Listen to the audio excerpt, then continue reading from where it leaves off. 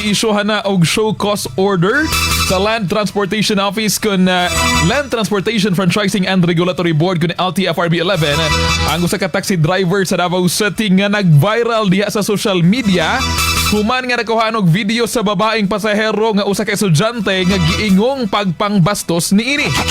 Ibutyag ni LTFRB 11 Legal Section Assistant Attorney Diane Aubrey Salcedo at usa sa press conference nga gipatawag na ang maong operator sa taxi alang sa paghatag og tubag og pagpasabot kabahin sa giingong dili maayong pamatasan ingon man sa pagbuhi og malaway nga pulong og paghisgot og sensitibong hisgutanan. Dugang pa nga human nga nag-viral og nakadawat sa daghanang reports, tag og mention sa nisgutang post. Kalayon nga gi-verify kini sa buhatan alang sa hustong aksyon. Kabay ni gitakdang ipahigayon ang hearing karong adlaw nga Lunes, Enero 26, 2026 alang sa evaluation kung mapatud-an usab sa nga pahamtangan og tukmang penalty og silot ang hisgutan kasama nga driver.